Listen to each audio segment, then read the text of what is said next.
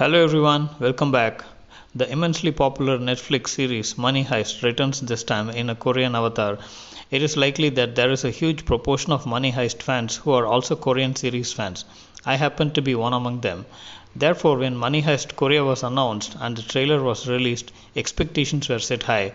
The trailer was slick and it did what it was supposed to do, to reveal just enough to make the fans go crazy.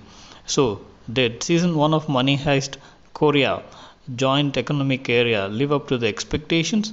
Let's see. Let me know your opinion in the comment section.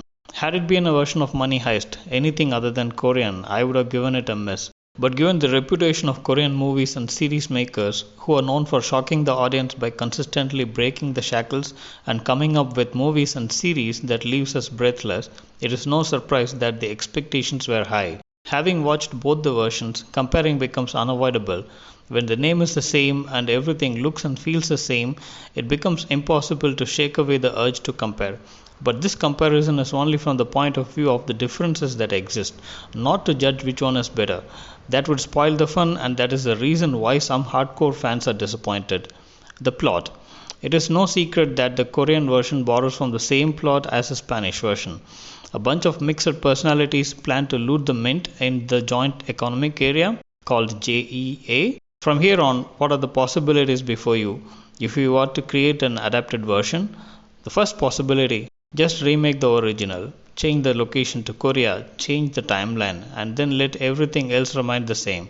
The second possibility, rewrite the heist of the mint as the core and build everything around it afresh. But the Korean makers thought there has to be a third way, and that's what they have come up with. They have changed the location naturally from Spain to a fictitious United Korea set in the future, that is in 2025. They let the characters remain the same, the nicknames, who falls for who hates who, everything remains the same.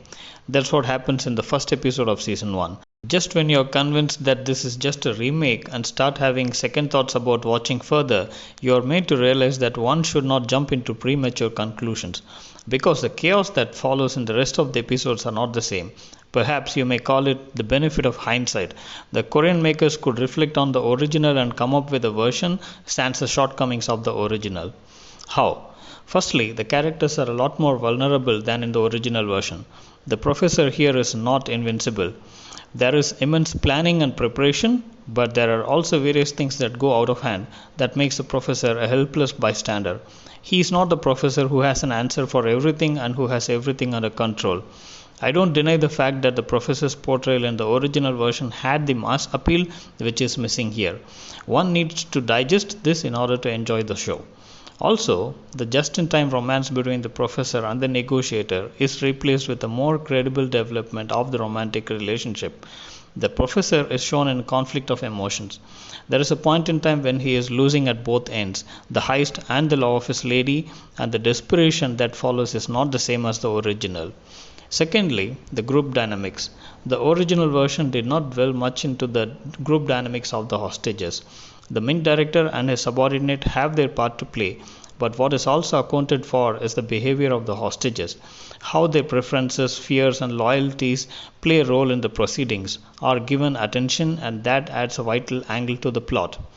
Earlier, I said that the Korean creators have taken care of the shortcomings of the original, but they have left behind fresh ones. Glaring of all are those instances when most of the captors are involved in the drama, which leaves the hostages unattended. I felt like captives can just walk away by pressing the red button and come back after a leisurely stroll. Another eyesore is when a police intruder comes in and joins the captives, and none of the captors realize that. Do they not know something like counting?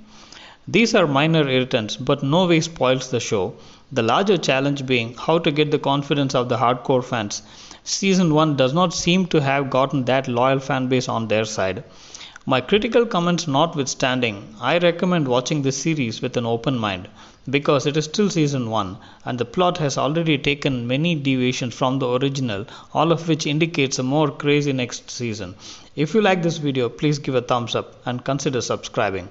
I'll come back with my next review. Till then, bye bye.